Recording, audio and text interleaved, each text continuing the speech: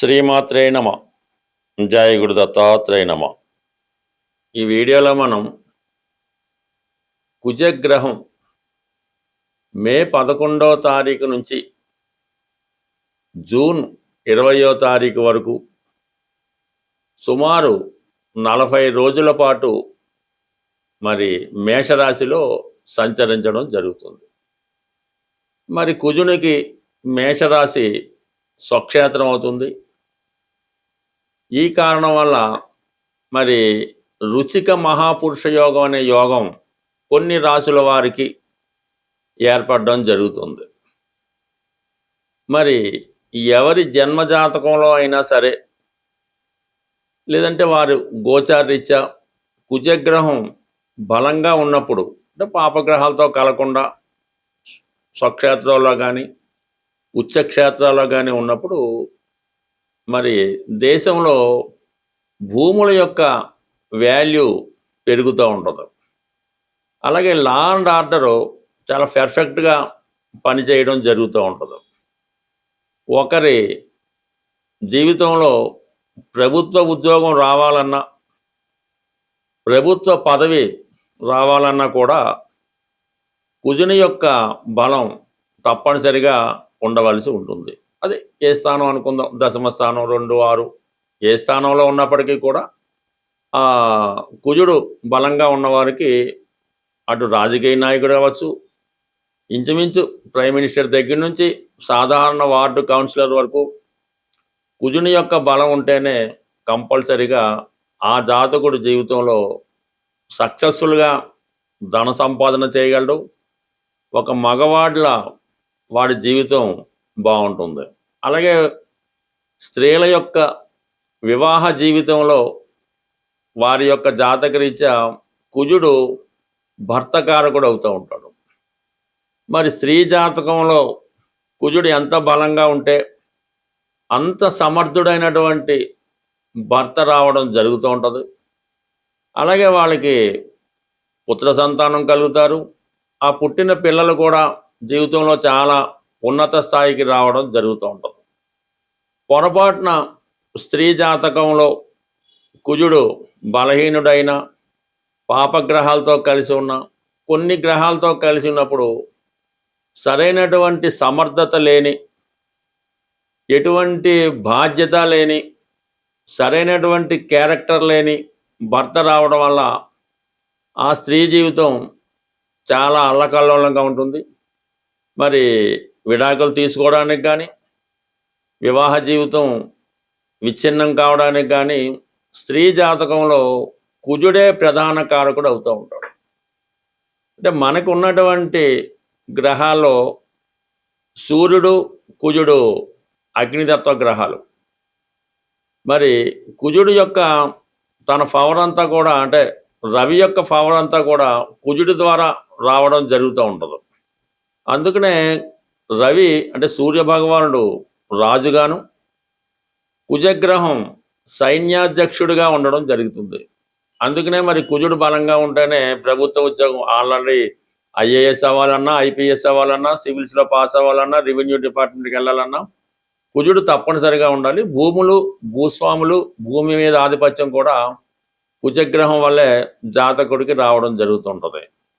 పుట్టినప్పుడు జాతకుడు ఎంత హీనమైన కుటుంబంలో, దేనికి పూట కూడా గడవని కుటుంబంలో జన్మించిన వాడు కూడా వారి యొక్క జన్మ జాతకంలో కుజుడు బలంగా ఉంటే వాడు స్వయం కృషితోనే కోట్లాది రూపాయలు చాలా తొందరగా సంపాదించడం జరిగే అవకాశం ఉంది. బట్ ఎవరి జీవితంలో అయినా కుజుడు కంపల్సరిగా బలంగా ఉండాలి.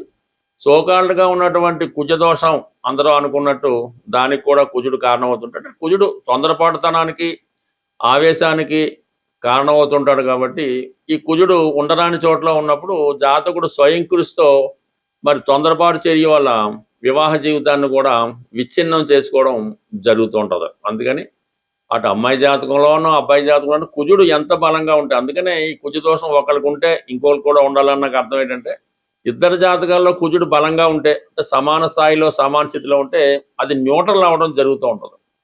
సో ఒకరి జీవితంలో బలంగా ఉండి ఇంకోటి జాతకంలో బలహీనంగా ఉంటే అది చాలా విచ్ఛిన్నానికి, ఇబ్బందికి, కారణం అవుతూ ఉంటుంది కాబట్టి బట్ ఏదైనా జీవితంలో కుజుడు బలం తప్పనిసరి. కుజగ్రహ అనుగ్రహం కోసం అనేక విధాలుగా కుజుడిని ఇంప్రూవ్ చేసుకోవచ్చు. దానికి అనేక రకాల పరిష్కార మార్గాలు కూడా జాతకంలో మరి ఋషులు చెప్పడం జరిగింది. బట్ ఏదైనా ఫిజికల్గా కష్టపడి కుజుడిని స్ట్రెంత్ చేసుకోవాలి తప్ప దాన ధర్మాల వల్ల జపాల వల్ల పెద్దగా ఉపయోగం ఉండదు. కాబట్టి మరి ఈ పరిహారాలు అయితే జాతకంలో కుజుడు బలహీనంగా ఉన్నప్పుడు ఏ పరిహారం చేసుకుంటే ఆ జాతకం బాగుంటుంది అన్నది మనం ఈ వీడియో చివరిలో తెలుసుకునే ప్రయత్నం చేద్దాం.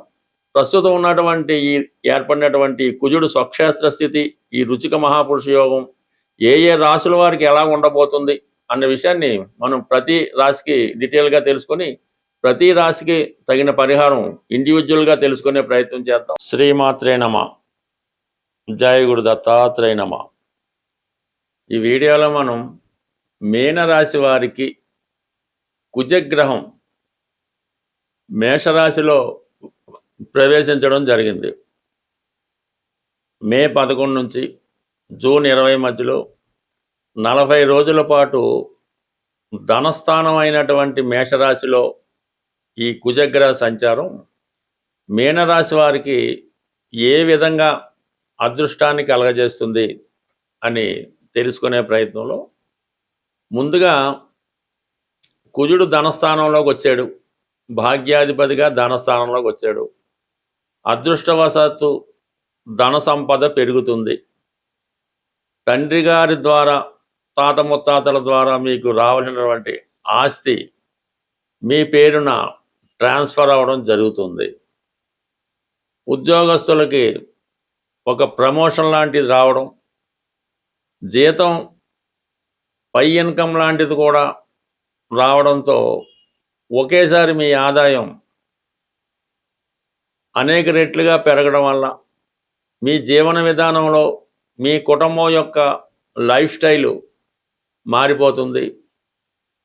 మీ కుటుంబంలో లేజీగా ఉంటున్నటువంటి మీ పిల్లలు అవ్వచ్చు, మీ భర్త అవ్వచ్చు, లేదా మీ భార్య అవ్వచ్చు, లేదంటే ఇంకొకరు అవ్వచ్చు, వారికి ఉపాధి అవకాశాలు పెరగడం వల్ల, వారికి కూడా ఆదాయ వనరులు పెరగడం వల్ల మీ కుటుంబానికి ఆర్థిక పరంగా వారు సహాయపడడం కానీ, ఇప్పుడు మీరు మోస్తున్నటువంటి మీ కుటుంబ బాధ్యతలు మీ కుటుంబ సభ్యుల్లో ఎవరో ఒకరు టేకప్ చేయడం కానీ, అది మీ తమ్ముడు అవ్వచ్చు, కొడుకు అవ్వచ్చు, అల్లుడు అవ్వచ్చు, ఇవన్నీ కూడా సడన్గా మీకు మరి ఈ కుజుడు స్వక్షేత్రంలో రావడం వల్ల జరిగే అవకాశం ఉంది.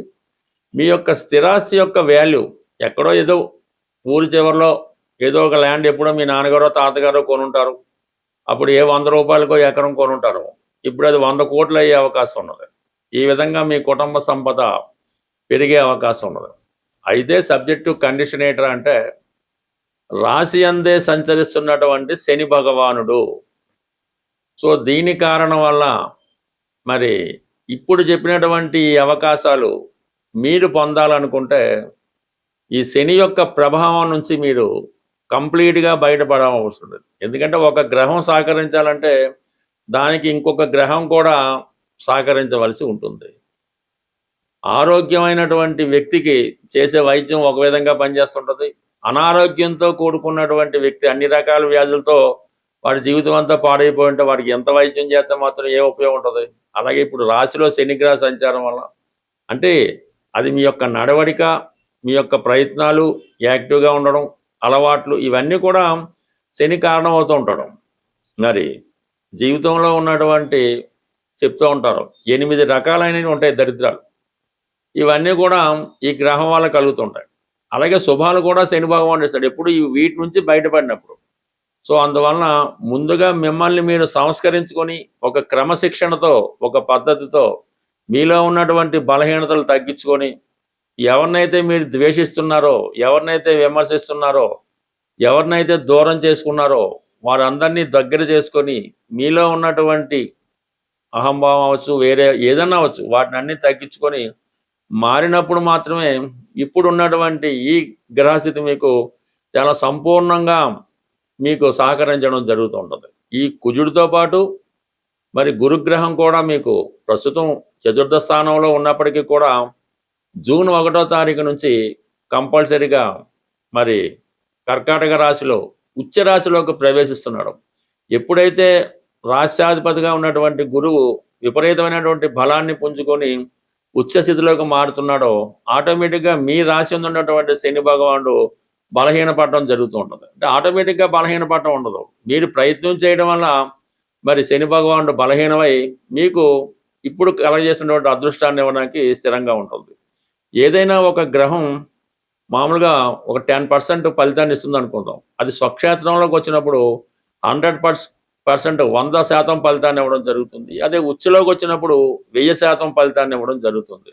ప్రస్తుతం మరి మీకున్నటువంటి ఈ జన్మశని ప్రభావం పోవడానికి ఇది కొంత మీకు రిలీఫ్. కుజుడు మరి స్వక్షేత్ర గతుడై ఒక 40 రోజులు, దాని తర్వాత జూన్ 1 నుంచి గురువు మారడం, ఇవన్నీ కూడా మీకు ధనస్థానంలోనూ పంచమ స్థానంలో ఉండడం వల్ల మీ ద్వారా కానీ మీ కుటుంబ సభ్యుల ద్వారా కానీ మీ సంతానం ద్వారా కానీ మీ యొక్క కష్టాలు తీరిపోయే సమయం అన్నది స్టార్ట్ అయింది. దీనికి మీరు కూడా సిద్ధమయ్యాల్సి ఉంటుంది. మీరు పడుకొని ఉంటే ఎవడేం చేయలేడు, మేలుకుంటేనే ఏదో ఒకటి మీకు ఇవ్వడానికి అవకాశం ఉంటుంది. అందుకని ముందు మేల్కొంటే ఈ గ్రహస్థితి మీకు అనుకూలంగా ఉంది, ఖచ్చితంగా మార్పు వస్తుంది.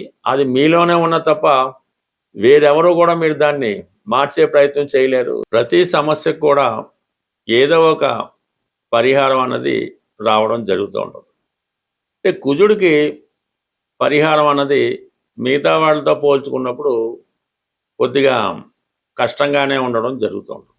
కుజుడు ప్రమాదాలకి, యాక్సిడెంట్లకి, ఆస్తిపరమైన తగాదాలకి, అన్నదమ్ముల విభేదాలకి, రుణ సమస్యలకి, భార్యాభర్తల మధ్య విభేదాలకి, మరి ఈ మధ్యకాలంలో భర్తలని హత్య చేస్తున్నటువంటి భార్యలు, తల్లిదండ్రులని హత్య చేస్తున్నటువంటి పిల్లలు, ఇవన్నిటికీ కూడా ప్రత్యక్షంగానో పరోక్షంగానో కుజగ్రహం కారణం అవుతూ ఉంటుంది. ప్రధానంగా ఈ పరిహారాల్లో ఒక వ్యక్తికి ప్రమాదం ఉన్నది, లేదంటే యాక్సిడెంట్ అయ్యే అవకాశం ఉండదు అనుకున్నప్పుడు రక్తదానం, ఎవరికైతే బ్లడ్ అవసరం అవుతుందో మన బంధువుల్లోనో ఫ్రెండ్స్లోనో ఇమీడియట్గా రక్తం అవసరమైనప్పుడు మీరు బ్లడ్ డొనేషన్ చేయడం వల్ల మీకు ఎటువంటి ప్రమాదం నుంచైనా బయటపడే అవకాశం ఉంటుంది. ఈవెన్ వివాహపరంగా ఉన్నటువంటి ఇబ్బందులు కూడా ఈ బ్లడ్ డొనేషన్ వల్ల పరిష్కారం అవడం అన్నది 1,00,000 మందిలో చూడడం జరిగింది. అయితే ఈ డొనేషన్ కూడా ఈ బ్లడ్ బ్యాంకులకి వాటికి కాకుండా అవసరమైన వాళ్ళకి ఇమీడియట్గా ఏదో బస్సు యాక్సిడెంట్ అయింది, ఇబ్బంది ఉంటుంది, ఆ టైంలో చేయడం వల్ల ఈ ఫలితం వస్తుంది. కానీ మరి ఈ రక్తం అమ్ముకునే వాళ్ళకైతే ఆ కార్యక్రమాలు మళ్ళీ మీకు పాపం వస్తుంది. దాని తర్వాత ఇది స్త్రీలైతే ఎట్టి పరిస్థితుల్లో కూడా భర్తని కించపరచడం కానీ, తక్కువగా చూడడం కానీ, అవహేళన చేయడం కానీ, ఇతరుల దగ్గర తన భర్తని వీక్ చేయడం కానీ చేయడం వల్ల అది ఇద్దరు జాతకాల్లో కూడా ఈ కుజుడు బలహీనమై అది ఇబ్బంది పడే అవకాశం ఉంటుంది. కాబట్టి స్త్రీలైతే భర్తని గౌరవించవలసి ఉంటుంది, అది పురుషులైతే భార్యని తనకన్నా ఎక్కువ స్థాయి ఉన్నట్టుగా చూపించుకోవాల్సి ఉంటుంది. అప్పుడు కూడా మీకు కుజదోషం అన్నది కుజుడి యొక్క ఇబ్బందుల నుంచి తొలుగుతూ ఉంటాయి. తర్వాత అన్నదమ్ముల మధ్య ఎప్పుడు కూడా విభేదాలు రాకూడదు, సఖ్యతగా ఉండే ప్రయత్నం చేయాలి. అప్పుడు మాత్రమే మీరు ఈ కుజుడు మీకు యోగించడం జరుగుతూ ఉంటుంది. ఈవెన్ తల్లిదండ్రులను చూడడానికి కూడా ఈ అన్నదమ్ములు పంచుకోవడం జరుగుతూ ఉంటుంది. అమ్మ నా దగ్గర ఉంటుంది, నాన్న నీ దగ్గర ఉంటాడు, ఇలా మార్చుకుందాం అన్న విభేదాలతో ఇది కేవలం దానివల్ల కూడా కుజగ్రహ ఆగ్రహానికి గురవుతూ ఉంటారు. తర్వాత మీ సంతానం మీద కూడా దాని ప్రభావాన్ని చూపిస్తున్నారు. ఇక ప్రధానంగా పెద్దల ద్వారా వచ్చినటువంటి భూమి, లేదంటే మన కట్నంగా వచ్చినటువంటి భూమి, ఎట్టి పరిస్థితుల్లోనూ ఎంత ఇబ్బంది వచ్చినా అది మీ తర్వాత తరానికి అందించాలే తప్ప ఆ భూమిని అమ్మడం కానీ, తాకట్టు పెట్టడం కానీ, ఇతరులకు స్వాధీనం చేయడం కానీ, ఆ భూమి మీద బెట్టింగ్లు ఆడటం కానీ ఇటువంటి చేయడం వల్ల మరి భూమిపుత్రుడైనటువంటి కుజగ్రహం యొక్క ఆగ్రహానికి గురవడం జరుగుతుంటుంది. పైపెచ్చి మీకు ఉన్నటువంటి భూమి ఉంది, 1 ఎకరం భూమి ఉంది, 100 ఎంత భూమి ఉండవండి, దాన్ని ఎప్పుడు కూడా బీడుగా పోరంపోగ్గా వదిలే ప్రసక్తే లేదు. మీ దగ్గర ఒక 1000 గజాల స్థలం ఉన్నా, లేదా 100 గజాల స్థలం ఉన్నా, అది ఖాళీగా దాంట్లో ఈ ముళ్ళ చెట్లు, రాళ్ళు, రప్పలు, ఈ గుట్టలు ఆ గుట్టలు వేయకుండా దాన్ని ఎప్పుడు కూడా చాలా శుచిగా, శుభ్రంగా, అంటే మన స్థలం చూపించామంటే అప్పుడు కల్లాపేసి ముగ్గు పెట్టినట్టుగా ఉంటేనే, అది 100 ఎకరాలైనా 1 ఎకరం అయినా, ఈ పోరంపోగ్గా వదిలేయడం వల్ల కూడా దానివల్ల సగులు పడడం, ఇంట్లో అబార్షన్లు అవ్వడం, అలాగే దుర్వ్యసనాలు ఇలాంటివన్నీ కూడా జరిగే అవకాశం ఉంది. ఒకసారి మీరు గమనించండి, మీ ఇంట్లో మీకు కుటుంబంలో ఎవరికైనా అబార్షన్ అయింది, కంపల్సరీగా మీరు ఉన్నటువంటి ఖాళీ స్థలం కానీ, మీ పొలం కానీ, ఇంకోటి ఏదో పోరంపోగ్గా వదిలేసి కొన్ని ముళ్ళ చెట్లు అవి నడుస్తూ ఉంటాయి. అవి కూడా గమనించండి. ఇవి సున్నితమైనా సరే జీవితంలో ఒక్కొక్కసారి పెద్ద ప్రభావాన్ని చూపుతూ ఉంటాయి. ఇక ప్రధానంగా ఫైనల్గా కుజుడికి శత్రువులు ఎవరంటే శనిగ్రహం, రాహుగ్రహం. అంటే కుజుడు చాలా యాక్టివ్గా ఉండే గ్రహం, శని చాలా విశ్రాంతి తీసుకొని పని ఎగ్గొట్టే రకం. అందువల్ల ఏంటంటే మీకు శనిగ్రహ అనుగ్రహం కావాలి అంటే కొద్దిగా ఈ కుజుడు బలం అవ్వాలంటే ఈ రెండింటిని దూరం పెట్టాలి. అంటే రాహుని దూరం పెట్టాలంటే పొగాకు, దానికి సంబంధించిన ఉత్పత్తులు, స్మోకింగ్ వగైరా వగైరా మానివేయాల్సి ఉంటుంది. శని మీకు అనుకూలంగా మారాలంటే, అంటే కుజుడు ఫలితం ఇవ్వాలంటే శని దూరం పెట్టవలసి ఉంటే మీరు దానికి సంబంధించిన ఆల్కహాల్ సేవించడం ఇవి మానివేయవలసి ఉంటుంది. అది కష్టమైనా దాన్ని బట్టి చూడండి. ఎప్పుడైతే ఆల్కహాల్ సేవించాడో ఆటోమేటిక్గా వాడిలో ఉన్నటువంటి కుజుడు విజృంభిస్తూ ఉంటాడు. ఈ హత్యలు, మర్డర్లు వీటి చేయడానికి కూడా ఇంటర్నల్గా వ్యక్తి ఆల్కహాల్ తీసుకుని ఉంటాడు. సో ఇది గమనించవలసి ఉంటుంది. ఇక చివరిగా ప్రతి ఒక్కరూ ప్రతిరోజు వ్యాయామం కానీ, ఎక్సర్సైజ్ కానీ, అంటే లేడీస్ అనుకోండి ఆ వంట చేయడం, పిండి రుబ్బడం, రకరకాల పనులు వాళ్ళు చేస్తూ ఉంటారు. కానీ మగవాళ్ళకి ఈ మధ్యన అసలు పని లేకుండా పోయింది. ఏదో బండి ఎక్కామా, కారు దిగామా, ఆఫీసులో కూర్చున్నాం, మళ్ళీ కారులో వెళ్ళామా, పడుకున్నాం అన్నట్టుగానే ఉంది. కాబట్టి దానివల్ల కూడా కొద్దిగా ఈ కుజుడు బలహీనం అవుతుంటాడు. రోజు కొంతసేపు వ్యాయామం చేయడం, ఎక్సర్సైజ్ చేయడం, వీలైతే కొంతసేపు ఈ ప్రదర్శనలు చేస్తూ ఉంటాం. 108 ప్రదర్శనలు, 18 ప్రదర్శనలు, 8 ప్రదర్శనలు చేస్తుంటాం కదా, వాటి వల్ల కూడా మీకు కుజుడి యొక్క అనుకూలత పెరిగే అవకాశం ఉంది. బట్ ఏదైనా కుజగ్రహ అనుగ్రహం పెరగాలంటే ఆంజనేయ స్వామి, సుబ్రహ్మణ్య స్వామి. మనకి ఉద్యోగం కావాలంటే ప్రతి శనివారం హనుమాన్ని పూజించుకోవడం, పెళ్లి తొందరగా అవ్వాలంటే ప్రతి మంగళవారం హనుమాన్ని పూజించుకోవడం. ఇలా ప్రతి వారానికి కూడా కొన్ని లెక్కలు ఉంటాయి. బట్ ఏదైనా మీ జీవితంలో కుజుడు బలంగా ఉంటే ఎంత దరిద్రం నుంచైనా సరే జీవితంలో పైకి రావచ్చు. అదే కుజుడు బలహీనమైతే మీరు కోటీశ్వరుడి ఇంట్లో పుట్టినా సరే చివరికి తినక తప్పదు. స్వస్తి.